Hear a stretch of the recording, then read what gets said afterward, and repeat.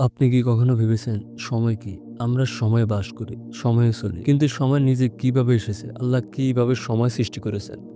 আজ আমরা এই গভীর প্রশ্নের উত্তর খুঁজব ইসলাম ও বিজ্ঞানের আলোকে। সময় একটি অদৃশ্য বাস্তবতা।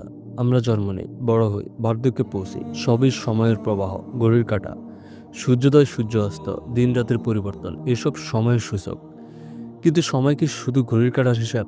নাকি এটি একটি সৃষ্ট বাস্তবতা যা আল্লাহ তাআলা সৃষ্টি করেছেন আমাদের জন্য? কোরআন কি বলে? আল্লাহ তাআলা কোরআনে বলেন, তিনি সূর্যকে তেজস্কর ও চন্দ্রকে জ্যোতির্ময় করেছেন এবং তাদের মঞ্জিল নির্দিষ্ট করেছেন, যাতে আমরা বছর গণনা ও সময় হিসাব জানতে পারি। এখানে আল্লাহ তাআলা স্পষ্ট করেছেন যে সময়ের হিসাবের জন্য সূর্য ও চন্দ্র সৃষ্টি করেছেন। অর্থাৎ সময় একটি সৃষ্ট বাস্তবতা যা আল্লাহ তাআলা আমাদের জন্য নির্ধারণ করেছেন। আরও বলা হয়েছে, নিশ্চয়ই আকাশমণ্ডলীয় পৃথিবী সৃষ্টির দিন থেকেই আল্লাহর বিধানে মাস গণনায় মাস ১২টি।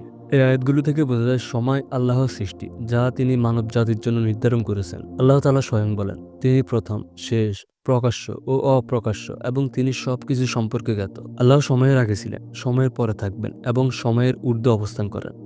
তিনি চিরন্তর, অনাদি অনন্ত। তাই সময় আল্লাহর সত্তার উপর প্রভাব ফেলতে পারে না, বরং সময় তার সৃষ্টির একটি উপাদান। আধুনিক বিজ্ঞান, বিশেষ করে আইনস্টাইনের আপেক্ষিক তত্ত্ব অনুযায়ী, সময়কে একটি আপেক্ষিক ধারণা হিসেবে ব্যাখ্যা করে। যেমন মহাকাশের প্রভাবে সময়ের গতি পরিবর্তন হতে পারে। কোরআনেও সময়ের আপেক্ষিকতার ইঙ্গিত পাওয়া যায়। তিনি আকাশ থেকে পৃথিবীতে তার আদেশ পরিচালনা করে, তারপর তা তার কাছে এমন একদিন পৌঁছায় যার পরিমাণ তোমাদের গণনায় ১,০০০ বছর।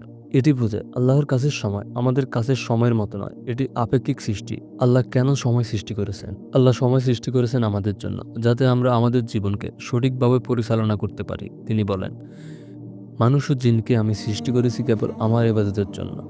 সময় আমাদের জন্য একটি পরীক্ষা, এটি আমাদের আমল, ইবাদত ও জীবনের হিসাব নেওয়ার একটি মাধ্যম। আমরা সময়ের ব্যবধানে আমাদের কাজের হিসাব রাখি এবং আল্লাহ আমাদের সেই অনুযায়ী বিচার করবেন। সময় একটি মহান নিয়ামত যা আল্লাহ আমাদের জন্য সৃষ্টি করেছেন। তিনি নিজে সময়ের ঊর্ধ্বে, চিরন্তর।